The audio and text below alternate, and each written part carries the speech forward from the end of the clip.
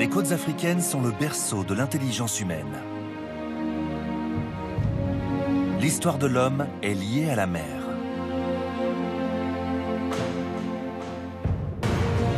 Mais comment a-t-il migré sur des continents au-delà des océans?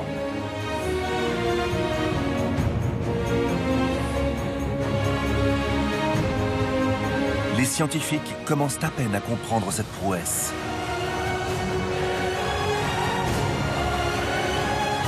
Je m'appelle Niobe Thompson, je suis anthropologue. Je veux savoir comment nos ancêtres se sont aventurés sur les flots.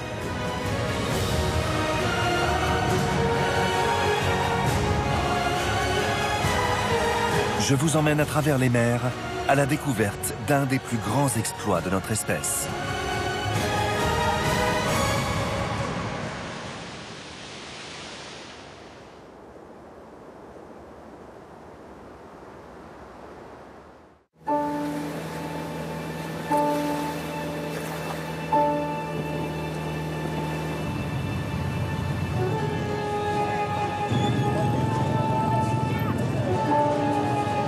L'homme a évolué sur la terre ferme.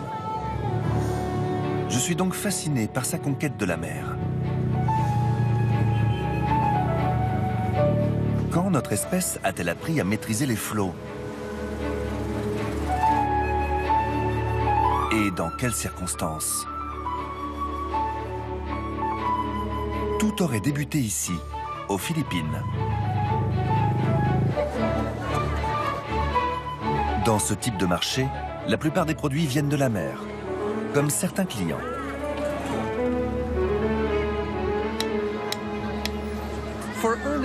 Les premiers hommes qui ont traversé l'Asie auraient dû s'arrêter ici, au bord de l'océan Pacifique. Un obstacle à la poursuite de la colonisation. Mais ce n'est pas qu'un obstacle. C'est aussi une chance, une source de vie. Tout comme les Philippins aujourd'hui, nos ancêtres ont su tirer parti de la mer. Et bientôt, ils l'ont traversée. Les habitants de ces îles sont des descendants des premiers navigateurs. Ils ont colonisé ces terres et ils étaient probablement les premiers hommes à traverser un océan.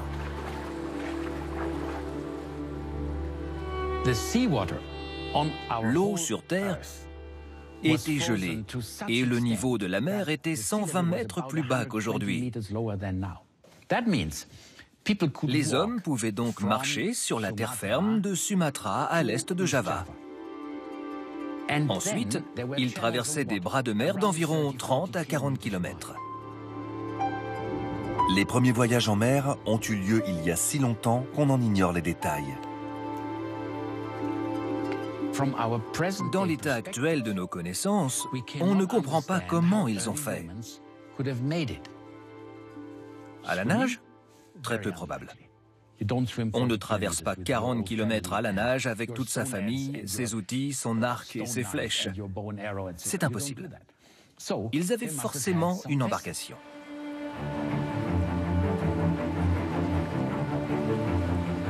Il n'existe aucune trace archéologique de ces bateaux. Mais un lieu offre quelques indices. La Papouasie-Nouvelle-Guinée. Les premiers habitants ont atteint ces îles il y a environ 50 000 ans. Et aujourd'hui, la richesse de leur culture nous laisse entrevoir le passé. L'immense fleuve Sepik traverse la forêt tropicale. Les hommes qui vivent ici se déplacent en pirogue dans un labyrinthe de cours d'eau et de marécages.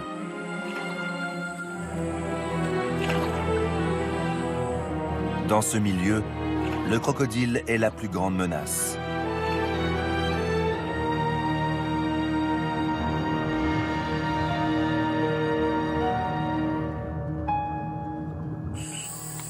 Je viens ici pour observer un rituel unique. Il est si rare et si secret que peu d'étrangers ont eu la chance d'y assister.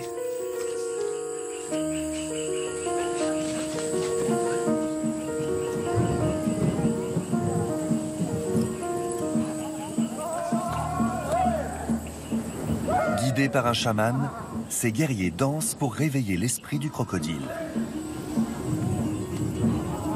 Ils vont accueillir de jeunes garçons dans le monde des hommes. C'est une cérémonie d'initiation.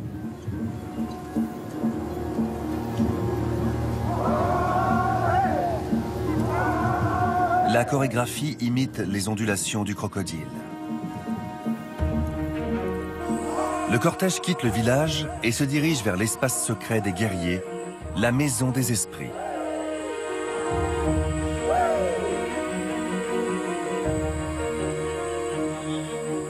Comme tous les 4 ou 5 ans, les familles s'apprêtent à laisser partir leurs garçons.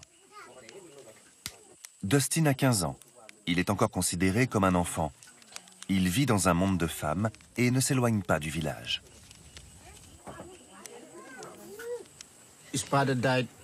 Son père est mort quand il avait 7 ans. Il était bien trop jeune. Il s'inquiète de ce qui va lui arriver demain. Il ne sait pas ce qui se passe là-bas. Il va être très surpris. Tous les garçons ont besoin d'être initiés. Tant que la Terre existera, la cérémonie du crocodile se perpétuera. À Yamok, un homme doit connaître le fleuve. Il doit devenir moitié homme, moitié crocodile.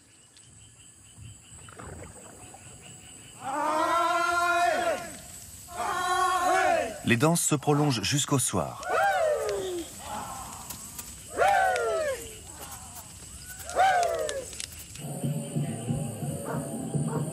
Dustin quitte sa maison avant la tombée de la nuit.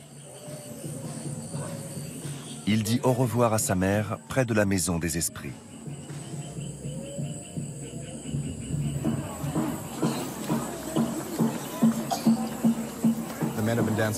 Les hommes ont veillé toute la nuit et les garçons sont prêts à entrer dans l'enceinte. Mais pour ça, ils vont devoir se battre. Les hommes derrière moi seront les premiers à leur barrer la route.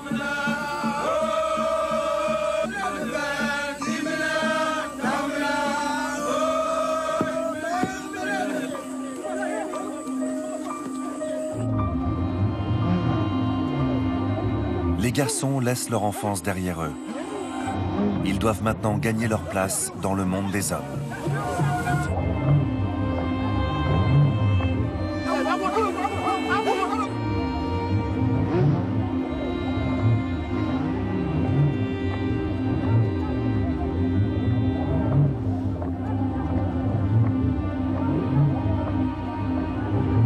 Et leur lutte ne fait que commencer.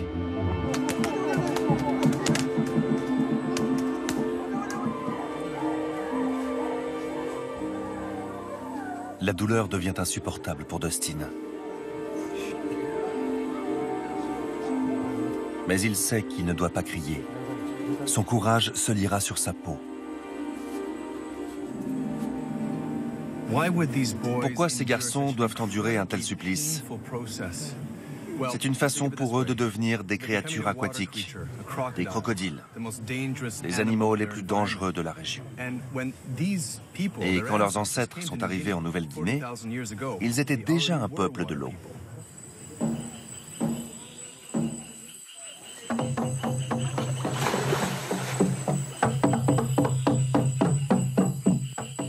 Ces garçons vont maintenant se soigner et poursuivre leur initiation pendant plusieurs semaines.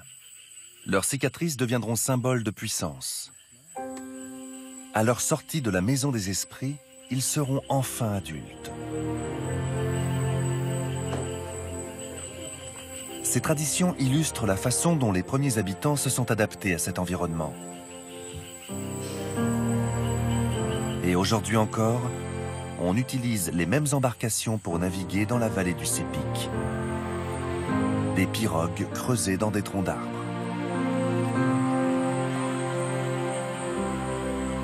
Avec le temps, les Papous ont perfectionné ces bateaux.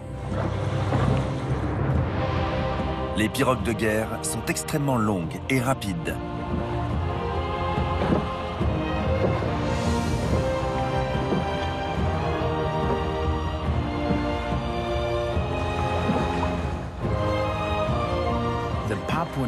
Les Papous fabriquent de très longues pirogues.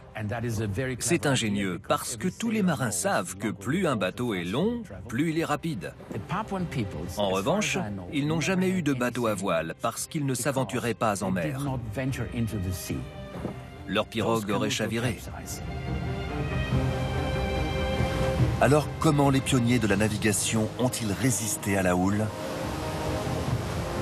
Grâce à une invention astucieuse, la pirogue à balancier. Elles ne sont pas rares le long des côtes de Nouvelle-Guinée. Combien de temps faut-il pour tailler une pirogue? Une semaine. Qui a fabriqué celle-ci? Mon petit frère.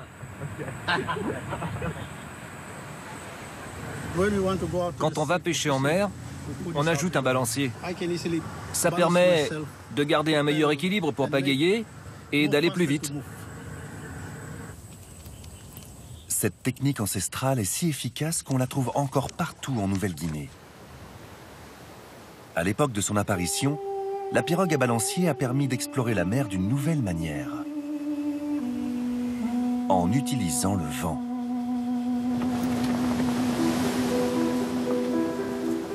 Au large de la Papouasie-Nouvelle-Guinée se trouve un grand nombre d'îles entre lesquelles nos ancêtres ont pu s'entraîner à naviguer.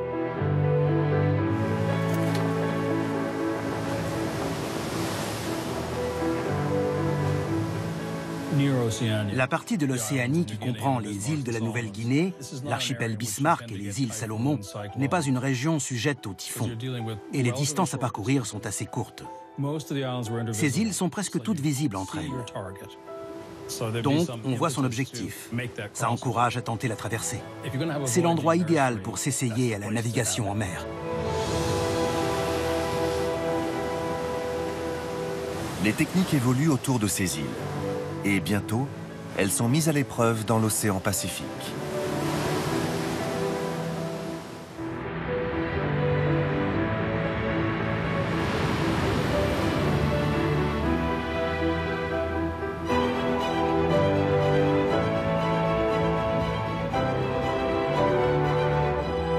Large de plus de 7400 km, le Pacifique couvre un tiers de la surface terrestre.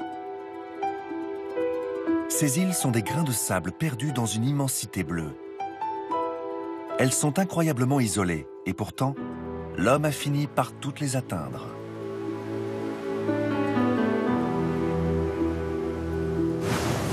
Comment avons-nous réussi à les trouver au milieu de cet immense océan? Un mystère que les navigateurs européens ont tenté d'éclaircir pendant longtemps. Nous les avons peut-être découvertes au hasard de nos migrations.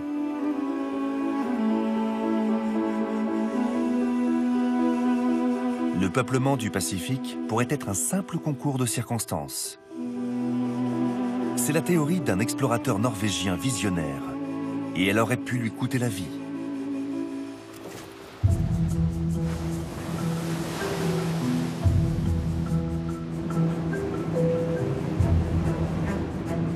Je suis venu à Oslo pour mieux connaître ce personnage étonnant. Ici, un musée lui est entièrement consacré. En 1947, Thor Heyerdahl s'est laissé dériver avec un petit équipage dans le Pacifique Sud à bord du fameux Kon-Tiki. Il était tellement déterminé à prouver sa théorie qu'ils ont tous failli mourir. Les vents et les courants océaniques ont poussé le radeau de Balsa sur 8000 km vers l'ouest, des côtes péruviennes jusqu'aux îles Tuamotu.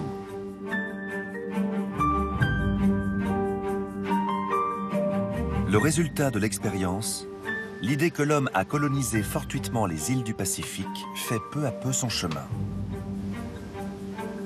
Le fils d'Heyerdahl a accepté de me rencontrer. J'aimerais savoir ce qu'il pense de la théorie de son père. La traversée du Pacifique paraît impossible pour un peuple primitif. Que pensez-vous qu'il aurait répondu à ça? Mon père et moi sommes très différents. Personnellement, je suis un chercheur traditionnel.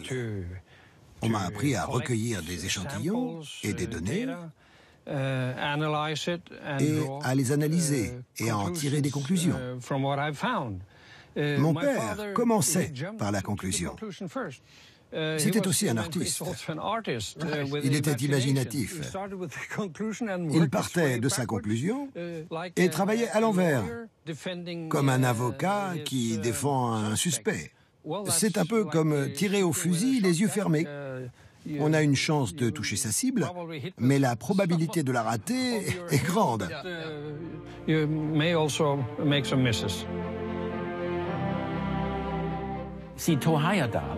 L'idée principale d'Heyerdahl était que les Polynésiens venaient d'Amérique du Sud, qu'un jour ils ont pris la mer et que le vent les a poussés vers le nord-ouest.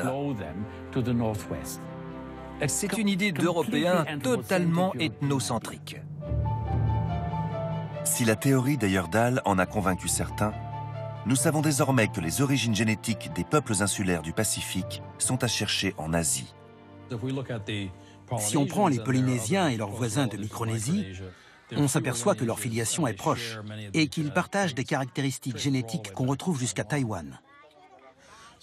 Les éléments révélés par la génétique ces 20 dernières années confirment la thèse avancée depuis longtemps par les archéologues et les linguistes. Si les Polynésiens n'ont pas découvert les îles du Pacifique par hasard, comment s'y sont-ils pris? Avaient-ils les connaissances nécessaires? Voici la Nouvelle-Zélande, le pays de l'archéologue Jeff Irwin. Il a passé sa vie à essayer de prouver que les premiers habitants du Pacifique Sud étaient d'exceptionnels navigateurs. Et il sait de quoi il parle, c'est lui-même un marin. Là, on règle la voilure pour le fait. Ouais. Dans le Pacifique Sud, les alizés vont d'est en ouest. Pour Thor Heyerdahl, c'est aussi le sens des migrations humaines. Irwin, lui, pense que les navigateurs n'allaient pas dans le sens du vent. Pourquoi aller délibérément contre le vent alors que c'est si facile de le suivre? Les gens exploraient dans la direction par laquelle il était le plus simple de revenir. Ils naviguaient donc contre le vent à l'aller pour l'avoir dans le dos au retour. Si c'est déjà difficile à bord d'un bateau de course, ça devait être bien pire en pirogue à voile. Jeff Irwin veut prouver que l'océan Pacifique a pu être exploré de cette façon. C'est ce qu'il espère faire dans ce laboratoire de l'université d'Auckland.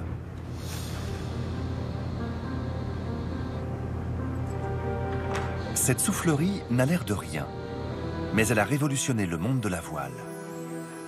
En 1995, la Nouvelle-Zélande a remporté l'America's Cup pour la première fois avec un bateau conçu ici même. Aujourd'hui, on y teste un modèle réduit de pirogue polynésienne pour savoir jusqu'à quel point elle peut naviguer sous le vent. Même 40 degrés face au vent, elle continue d'avancer.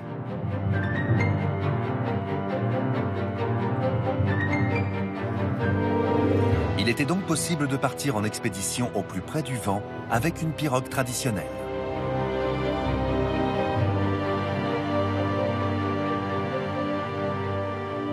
Les Polynésiens avaient les bateaux adéquats, mais étaient-ils capables de naviguer en haute mer? Je pars à la rencontre d'une autre scientifique. Lisa Matiso-Smith utilise la génétique pour retracer l'histoire du peuplement du Pacifique Sud. Savoir avancer contre le vent était nécessaire, mais pas suffisant. C'est vrai. Il fallait aussi être capable de trouver son chemin d'un point à un autre sans voir la Terre pendant plusieurs jours. Les techniques de navigation ne se conservent pas dans le temps comme une poterie, mais on peut en trouver des traces archéologiques. La rapidité de la colonisation indique qu'ils avaient ces compétences. L'établissement sur les îles s'enchaîne si vite qu'on ne peut l'expliquer que par une stratégie d'exploration très méthodique. La réussite et la constance de cette expansion géographique nous montrent que ce peuple savait parfaitement ce qu'il faisait. Les équipages étaient préparés. Ils savaient où ils allaient et ce qu'il leur fallait pour survivre une fois sur place. Mais on n'a pas cru à cette possibilité. Il nous a fallu un siècle pour accepter des faits qu'on avait sous le nez. Et ça nous arrive régulièrement, que ce soit en science ou ailleurs. C'est un mode de pensée très eurocentrique. Il y a environ 3000 ans, ils sont allés plus loin que les îles qu'ils pouvaient voir. Et une fois que cette barrière est tombée, ils ont exploré l'Océanie en 300 ans. Il ne leur a fallu que 100 ans pour atteindre la pointe du triangle polynésien. Ça représente une distance plus grande que la largeur de l'Europe.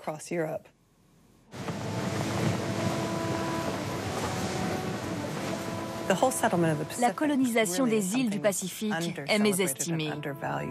On ne salue pas assez ce que ce peuple a été capable de faire il y a si longtemps. C'est une prouesse incroyable. Les Homo sapiens sont des animaux insensés. Ils font des choses qu'on pense impossibles. Et les migrations dans le Pacifique font partie de ces choses. Qui plus est, contre le vent dominant, les 2/3 de l'année, la mousson s'installe et souffle en direction du nord-ouest, dans le mauvais sens. Et pourtant, ils l'ont fait. Si le Pacifique a été colonisé par des maîtres de la navigation, leur savoir a-t-il survécu jusqu'à nos jours?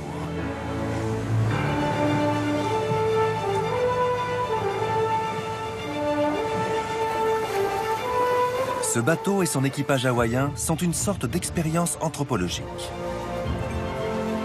Depuis qu'il a été mis à l'eau il y a 40 ans, le Hokulea a parcouru plus de 90 000 km de façon traditionnelle, simplement guidé par les étoiles.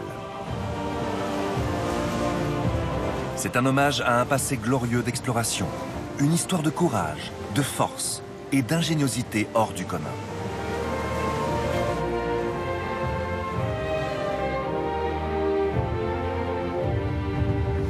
Quand les hommes sont arrivés à Hawaï, ils ont découvert un paradis tropical. Mais ces îles sont extrêmement isolées. Le continent le plus proche se trouve à 4000 km. C'est peut-être le voyage le plus dangereux jamais entrepris par les Polynésiens. S'ils n'avaient pas trouvé cette terre, ils seraient morts en mer.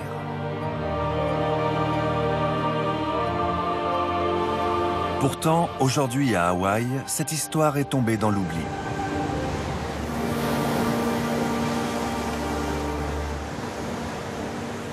Au XXe siècle, la navigation traditionnelle a presque entièrement disparu dans le Pacifique. Mais en 1975, les Hawaïens ont découvert un homme appelé Mao Pialug. Il vivait sur une petite île à l'extrémité de la Micronésie. Mao était un Puo, un maître de la navigation, une des dernières personnes à pouvoir traverser le Pacifique sans l'aide d'instruments modernes ou de cartes. Mao est la preuve vivante que la Polynésie a d'abord été colonisée par des marins. Il a également fait revivre la navigation traditionnelle. Mao Pialug était un des rares hommes à encore pratiquer l'art de la navigation sans instrument. Il se localisait grâce à la position et au mouvement des étoiles. Il pouvait se diriger sur plusieurs milliers de kilomètres sans carte et sans aucune aide, simplement grâce à ce qu'il avait mémorisé. Je suis arrivé à Hawaï alors que le Hokulea se prépare pour son voyage le plus ambitieux, un tour du monde. Son capitaine sera Kalepa Babayan. Il a été l'élève de Mao Pialug. On a une boussole extérieure qui rassemble tous les outils naturels, le lever et le coucher des étoiles. La Lune et les planètes qui se lèvent tout au-dessus du même horizon. Ensuite, il y a les vents et la houle qui viennent aussi du même endroit. Tout vient de l'Est. Il faut intégrer ce rythme et comprendre dans quelle direction tout arrive. Nous avons une grande confiance dans nos talents de navigateurs. Nous connaissons bien le Pacifique et nous savons que la Terre n'est pas plate. C'est une bonne chose. La navigation, c'est 24 heures sur 24 et 7 jours sur 7. Du moment où on lève l'ancre et jusqu'à ce qu'on touche terre, on navigue en permanence. On ne sait où on est qu'en mémorisant la position du bateau chaque seconde. On doit être capable d'intégrer l'horloge de l'univers. Demandez aux Océaniens. Ils savent qu'ils n'ont pas découvert les îles par hasard. L'océan est leur milieu. Ils ont quitté la sécurité des côtes et les étoiles les ont guidés. L'équipage de l'Okulea va vivre sur ce pont pendant plusieurs mois. Il faut donc préparer le bateau et les esprits.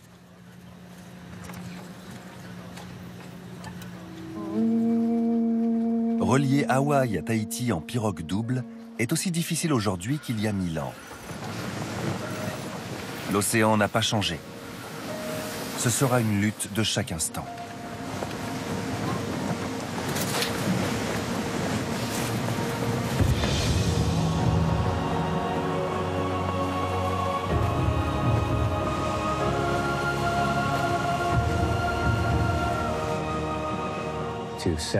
Vu de notre époque, on se dit qu'il fallait des surhommes pour entreprendre un tel voyage en pirogue il y a 1000 ans.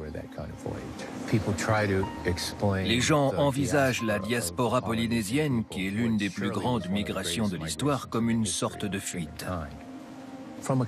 C'est la famine qui les aurait poussés à partir, ou la guerre. Pour eux, l'océan est une route. C'est une chose naturelle de naviguer quand on est un peuple de la mer. Il a fallu des millénaires aux hommes d'Extrême-Orient pour apprendre à naviguer en pleine mer en déchiffrant le ciel étoilé. Quand ils ont su le faire, le Pacifique Sud s'est ouvert à eux. Mais quand ont-ils atteint leurs limites ?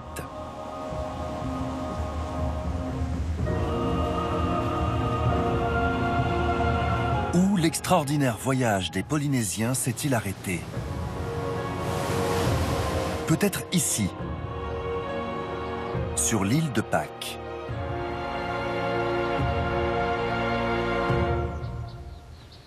Il semblerait qu'elle soit l'île la plus lointaine que les explorateurs du Pacifique Sud aient pu atteindre. Ensuite, il n'y a plus de terre jusqu'en Amérique du Sud. L'île de Pâques est si isolée que s'y installer tenait presque de la fanfaronnade. Une façon de prouver sa maîtrise de l'océan.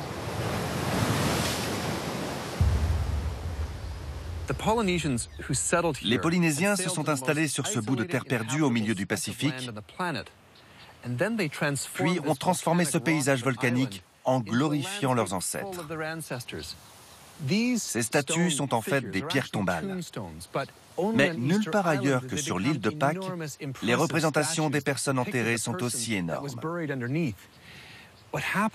Elles étaient devenues des symboles de puissance pour les défunts et leurs familles. C'était à qui érigerait la plus grande.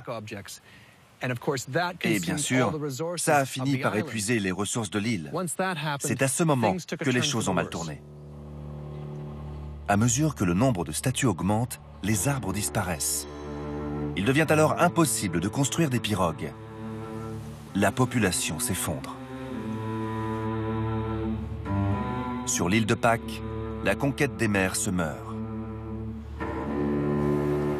Tout du moins, c'est ce qu'on a longtemps cru. Voici l'Amérique du Sud. Je suis venu sur la côte chilienne pour rencontrer un archéologue à l'origine de remarquables découvertes. José Miguel Ramirez Aliaga ne croit pas que l'exploration maritime se soit arrêtée sur l'île de Pâques, mais plutôt ici, 4000 km plus à l'est. La preuve ? Un volatile que seuls les Polynésiens ont pu apporter, le poulet.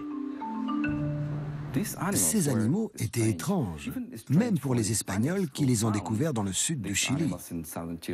J'ai donc fait une analyse ADN. Vous avez pu prouver que les poulets sont arrivés en Amérique bien avant Christophe Colomb. Oui.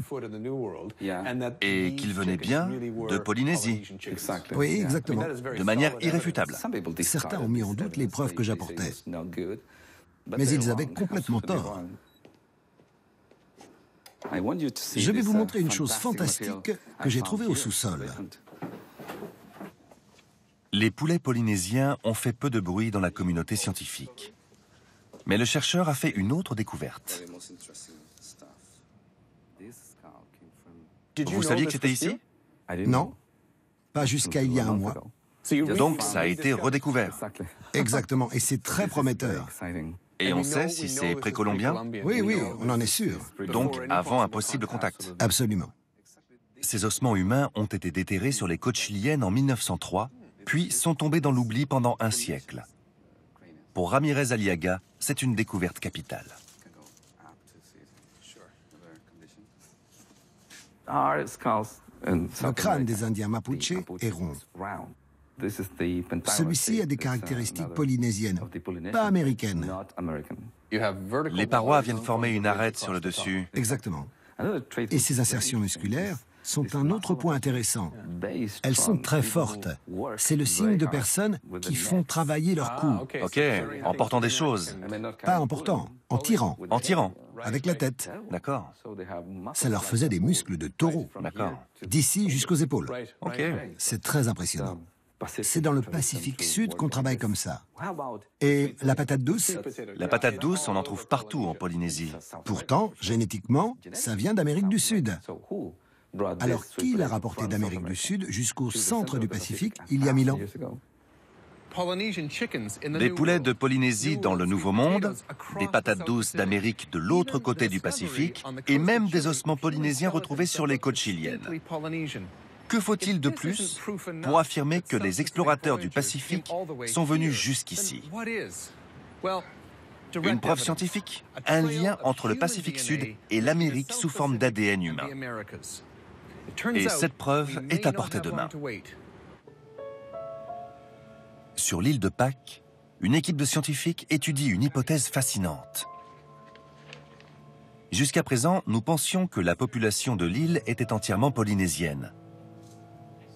Mais si le contact avec l'Amérique est avéré, les générations actuelles en portent probablement une trace génétique.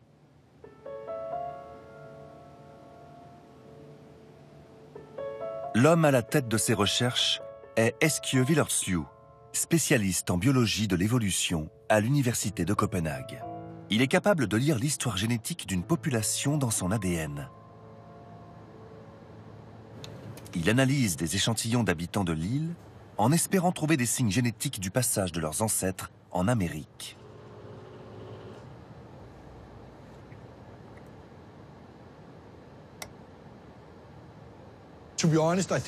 Pour être honnête, ce n'était pas gagné d'avance.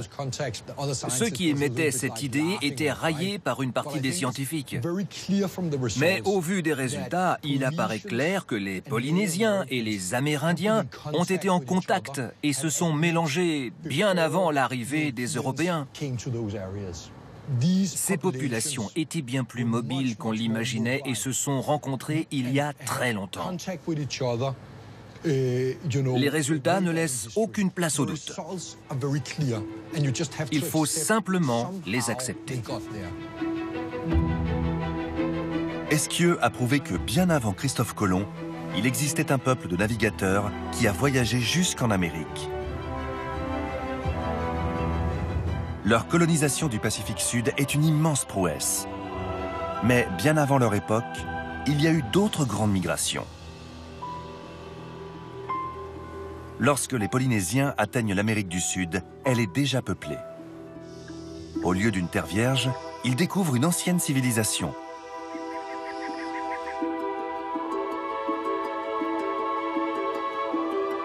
Les ancêtres des Amérindiens y vivent depuis la période glaciaire. Mais d'où sont-ils venus et comment sont-ils arrivés jusque-là? Il y a 20 000 ans, durant le pic de la dernière glaciation, une partie de l'eau des océans est emprisonnée dans d'énormes glaciers.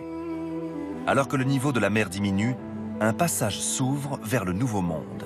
C'est la Béringie, qui relie la Sibérie orientale à l'Alaska. Des données génétiques semblent indiquer que les ancêtres des Indiens d'Amérique sont venus d'Asie, peut-être de Sibérie. Mais les preuves manquent en Béringie. Alors comment établir leur origine exacte?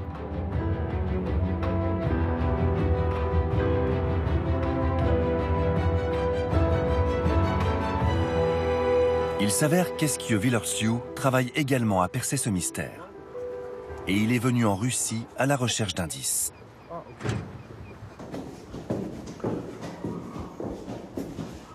L'un de ses amis est archéologue à Saint-Pétersbourg. Cet homme a accès à l'une des plus grandes collections d'os humains.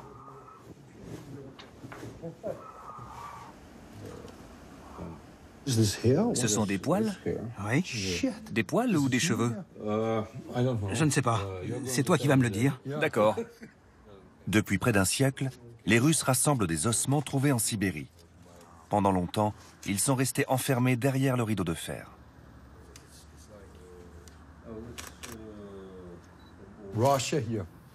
C'est fabuleux qu'on se trouve en Russie. Pourquoi je ne suis pas venu ici plus tôt? J'ai rêvé pendant des années d'avoir ces choses entre les mains. Chacune d'elles cache peut-être une histoire extraordinaire. Si vous êtes d'accord, j'aimerais prendre des bouts de ces os, la dent et des cheveux. D'accord. Je veux tout. À partir des ossements sibériens, Eskieu Villeursiu va pouvoir produire des génomes correspondant à chaque côté de la Béringie. Les résultats confirment ce qu'on soupçonnait depuis longtemps. Les ancêtres des Amérindiens viennent de Sibérie. Et plus étonnant, ils ont également migré vers l'Europe.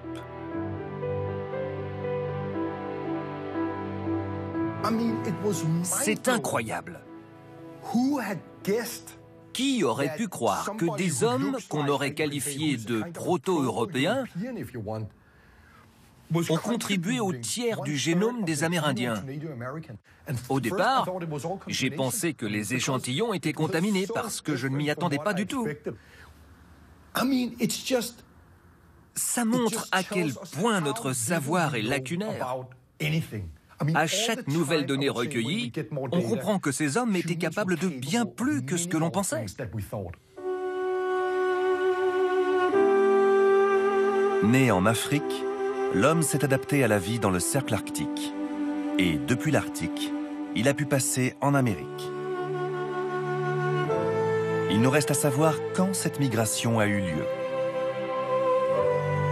Si la dernière glaciation a ouvert le chemin de la Béringie, elle a aussi complètement gelé l'Arctique.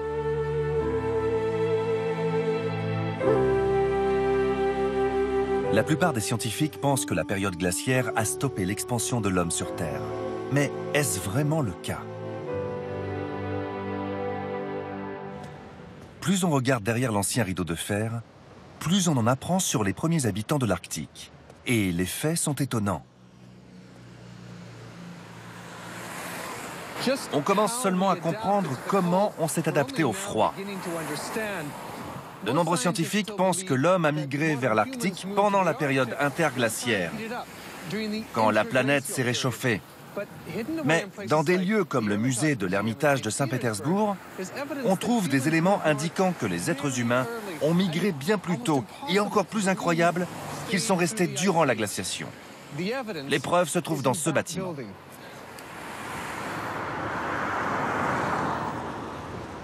Dans le palais d'hiver se trouve l'extraordinaire collection sibérienne du collègue d'Eskieu, Vladimir Pitulko. Vladimir, очень приятно. Привет. Нас нашел. Взаимно. Слава Богу. Помещение, лаборатория. Ces caves regorgent d'objets et d'ossements des premiers peuples de l'Arctique. Jusqu'à présent, les scientifiques occidentaux en ignoraient l'existence. Parfaitement conservés par le permafrost, ces objets ont appartenu aux tout premiers habitants de l'Arctique. Incroyable, incroyable. Et je ne suis pas au bout de mes surprises. Vous me dites qu'à votre avis, ces gens sont restés en Arctique pendant la période glaciaire. Je suis absolument convaincu que ce peuple vivait déjà sur ce territoire il y a 24 000 ans. Autrement dit, avant la glaciation. Et ensuite, qu'est-ce qui s'est passé? On a toujours cru qu'ils étaient repartis plus au sud. Mais pourquoi seraient-ils partis? Parce qu'il faisait froid. C'est absurde. Le confort a peut-être diminué en même temps que la température. Mais est-ce qu'il restait de quoi se nourrir?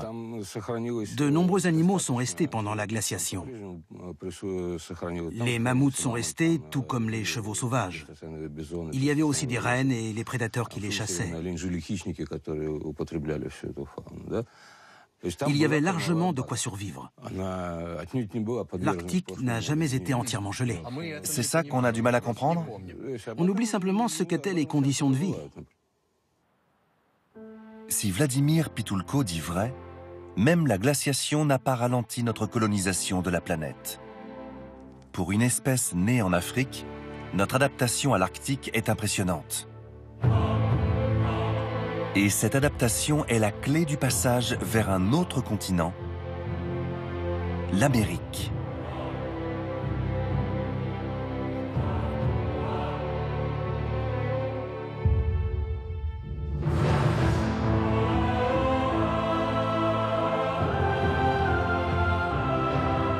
Cette migration pendant la glaciation nous a longtemps paru impossible. Aujourd'hui, nous savons que les hommes y sont parvenus.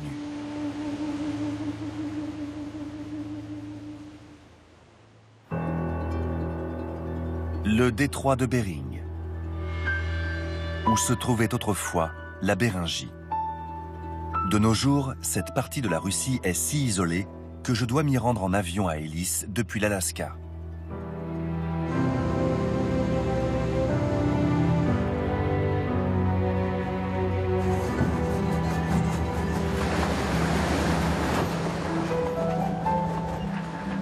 Ici, il n'y a pas de route. Ce n'est pas un problème pour les Inuits de la région qui se déplacent en bateau. Leur mode de vie fait sûrement écho à celui des anciens habitants de la Béringie.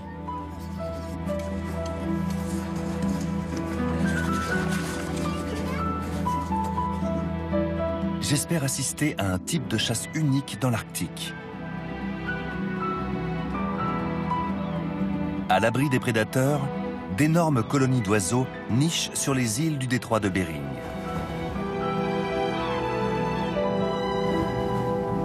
C'est là que les Inuits trouvent un de leurs mets préférés, les œufs de guillemot de Bruniche. Chaque printemps, les guillemots pondent ici des œufs par milliers. Mais il faut parvenir jusqu'à l'île pendant le dégel avant que les œufs n'éclosent. Lorsque la glace commence à se briser, y aller en bateau est impossible. À part si on utilise une embarcation traditionnelle, un oumiak, suffisamment léger pour être porté au-dessus de la glace. Ce qui me fascine, c'est que l'oumiak est exactement le genre de bateau que les premiers habitants de l'Arctique devaient utiliser. Voici Kolya, c'est lui qui ramassera les œufs. Mais d'abord, il faut terminer le bateau.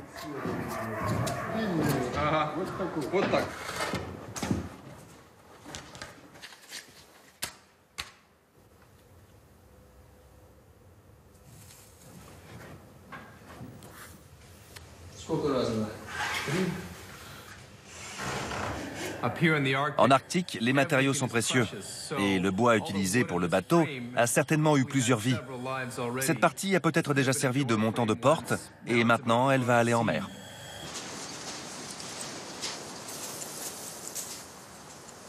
Lorsque la charpente est terminée, elle est recouverte avec une peau entière de morse, si étirée qu'elle est presque transparente. Le plus remarquable, c'est que tout le matériel nécessaire pour ce bateau peut se trouver dans un environnement sans arbres. De la peau, du bois flotté et de l'os.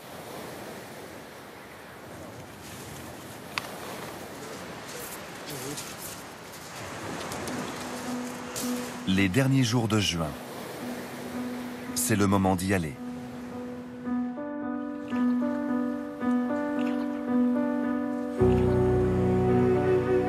Nous avons 20 km à parcourir en pleine mer.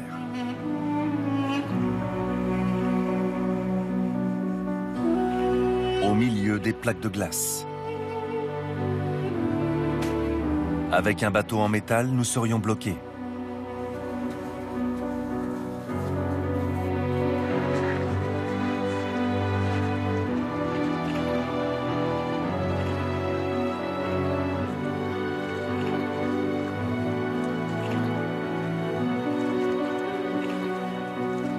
Alors que la glace s'efface, l'île aux oiseaux apparaît à l'horizon.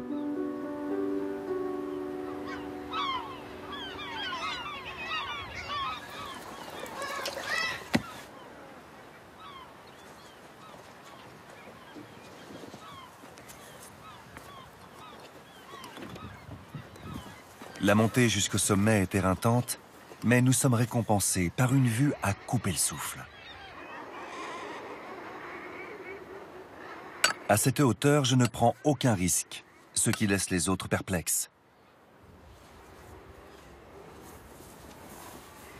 Kolya a sa propre méthode. Kolya est le grimpeur le plus expérimenté et il va m'emmener sur la falaise pour me montrer comment il récolte les œufs. Il a sa corde et j'ai la mienne. Nous allons descendre juste là.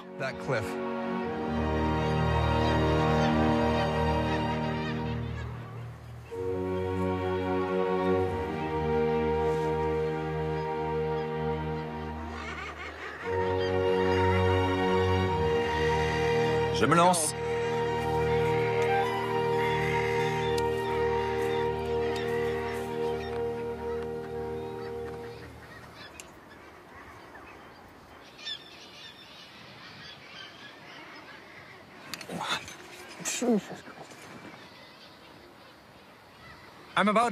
Je suis à environ 150 mètres au-dessus de l'eau. Nous sommes descendus jusqu'au milieu de la falaise. Juste derrière moi, Kolya ramasse des œufs. Alors que j'ai un équipement d'escalade moderne, il se contente d'une vieille corde qui se trouvait au fond du bateau. Mais il n'a pas l'air d'avoir peur.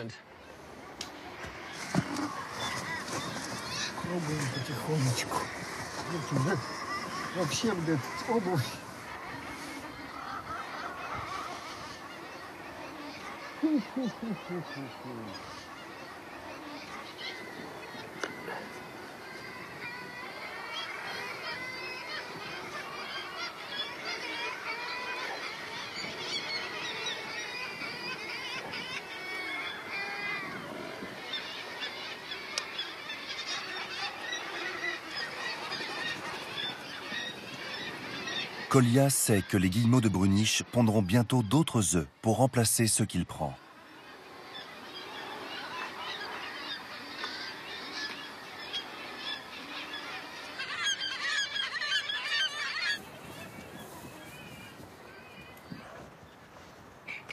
Le ramassage n'a lieu qu'une fois par an. Kolya continue donc d'escalader jusqu'à l'épuisement.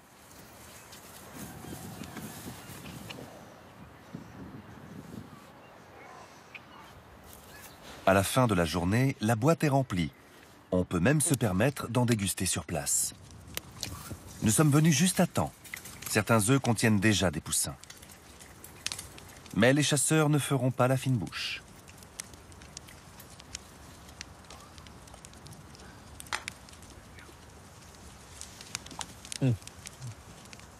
C'est délicieux. Quand je vois les efforts que ces hommes sont prêts à faire pour manger une omelette une fois par an, ça me fait penser à nos ancêtres. Et je me demande s'ils auraient été prêts à traverser un océan pour ça. Je pense qu'on a sous-estimé ce qu'ils étaient capables de faire.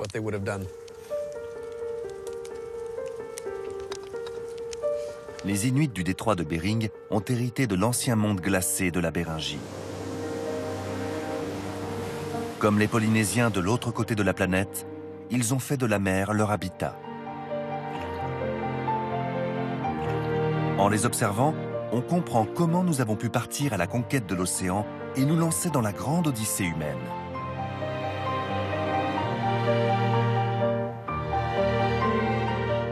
On a toujours eu cette idée que les premiers hommes étaient primitifs.